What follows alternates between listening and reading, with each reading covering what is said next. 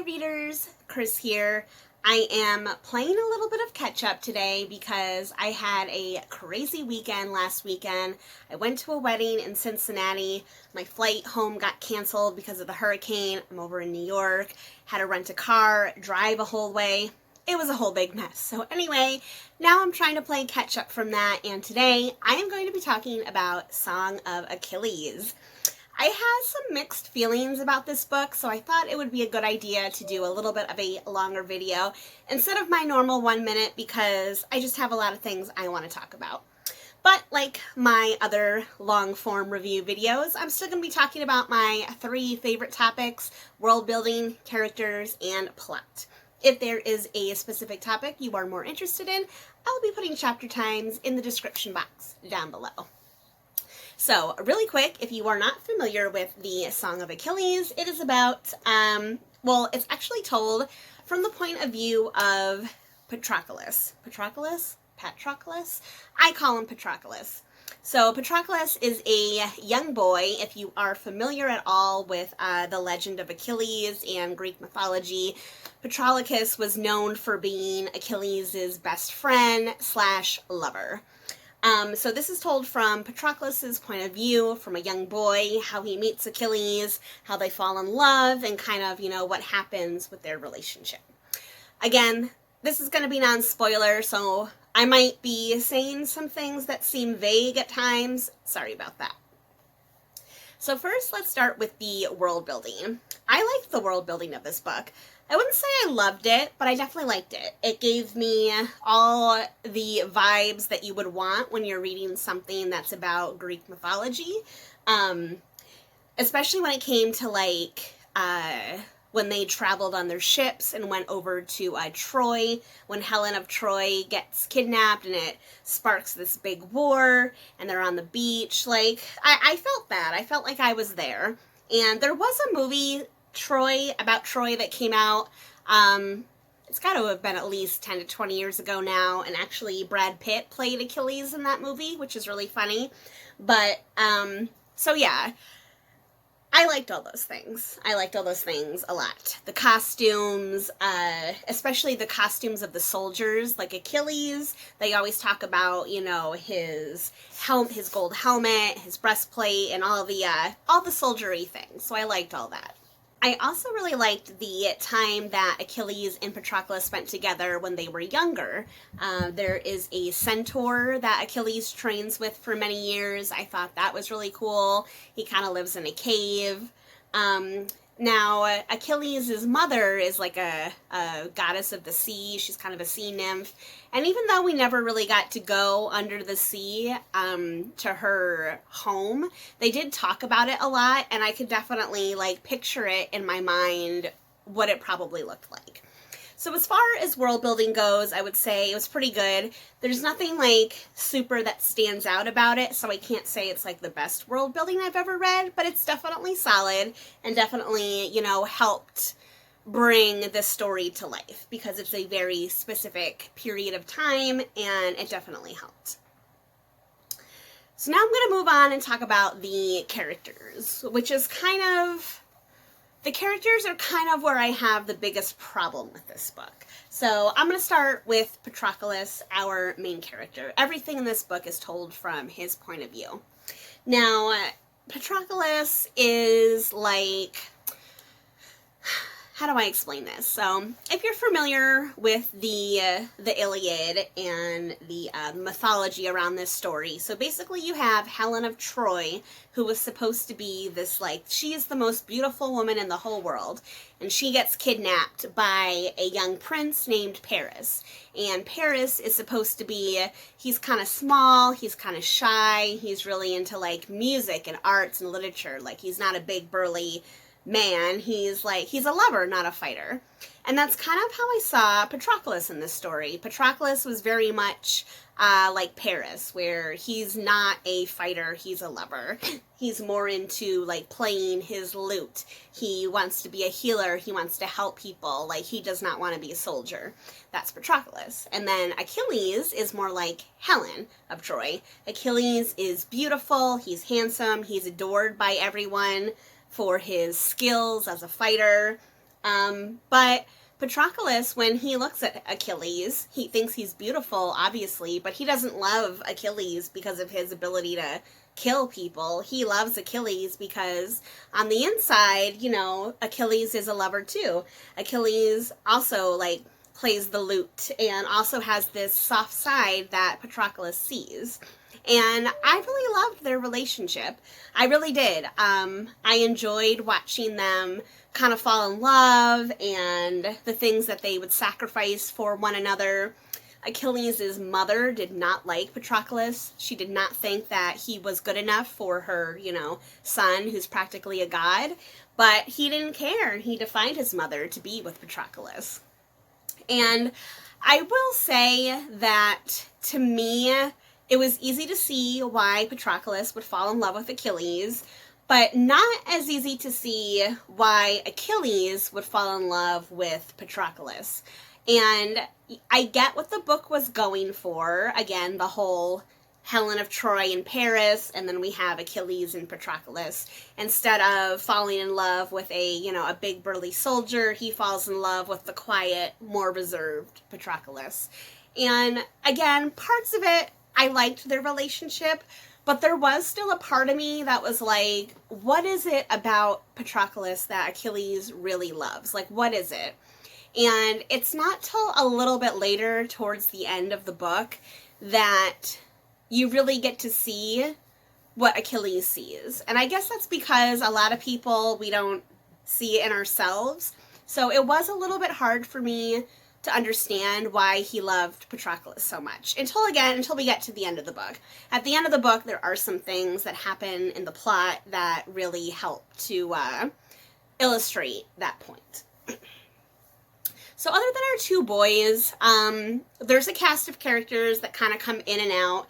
And the only other character who's really there kind of throughout the whole book is Achilles' mother. And I actually loved her. I loved her because through most of the book, she comes across as like a total bitch. She is a total sea bitch, like sea witch. She pushes Achilles. She wants him to achieve greatness. She wants him to do all these things. She hates Patroclus. She doesn't think he's good enough for her son, etc., etc. But by the end of the book, like, you really realize that deep down, she really loves her son, like, really loves him like any mother would love their son. And it's kind of interesting to see how her relationship with Achilles and her relationship with Patroclus and how all of that kind of evolves. So for a book that's mostly about, men and males and, fighting and war and all that kind of stuff, she's a very good, strong female presence in this book, and I really enjoyed her. Not to say there aren't a couple other women throughout the tales, there are, but she was the one that made the biggest impression on me. So, up until this point, like I said, world building, I'd say, was average. Characters were, I say, above average for the most part. So that brings me to the third part, which is the plot. And this is kind of where I had my biggest issue with this book. It's kind of character and plot, because the biggest issue I had with this book was, and again, this is not the only thing, but the biggest thing is that the author changed something fundamental about the Achilles mythology. I don't want to say what it is because I don't want to give anything away, but if you know anything about Achilles, you can make a couple assumptions. Now, to be clear, I want to say that I am not opposed to authors taking liberties with their writing, because it's fiction. There's nothing that says you have to follow things to a T. But in my opinion, if you're going to change something, and especially if you're going to change like something major, there should be a reason for it. There should be hey, I changed this because I needed to do X, Y, and Z. And in my mind, there is nothing in this book that would have changed or been changed if they hadn't made this fundamental change to Achilles, if that makes sense. So if Achilles was the same Achilles that he was in Greek mythology, or if he was the Achilles in this book with the change, the plot would have been pretty much exactly the same. Like, there is nothing that I can think of that would change if that change hadn't been made. So in my mind, it's kind of a silly change because it doesn't have any real repercussions on the story. So I kind of feel like the change was made arbitrarily, just like to be, I don't know, to be cool, to be edgy. I don't know.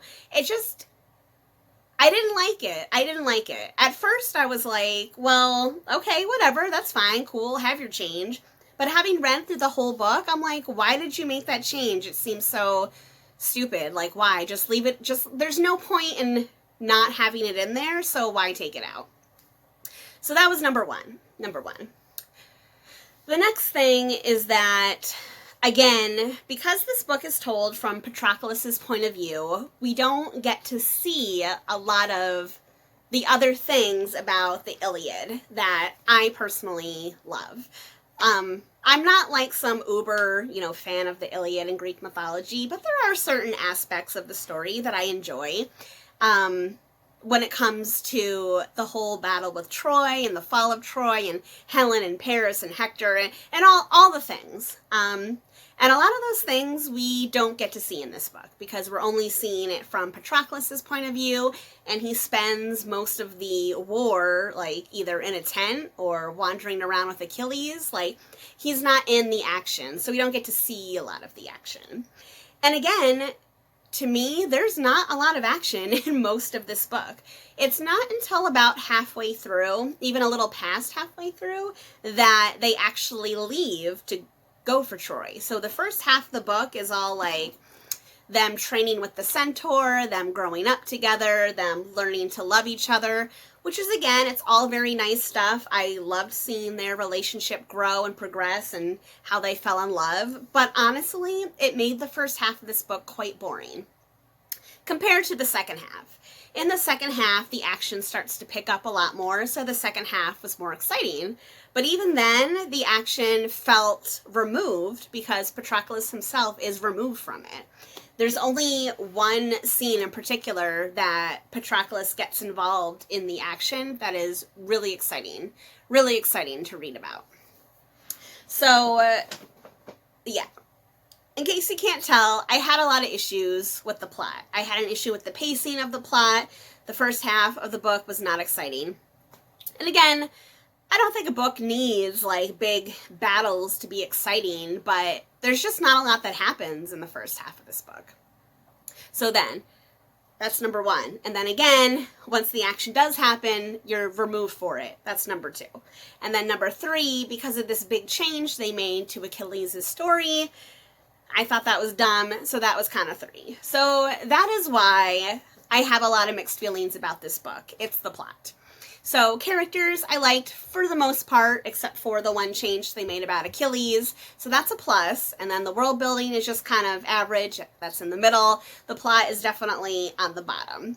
So that's why I have a really hard time coming up with like a 1-minute review for this book. I didn't think that I could put all of those thoughts and feelings into just 1 minute without going a little bit deeper into what I was feeling.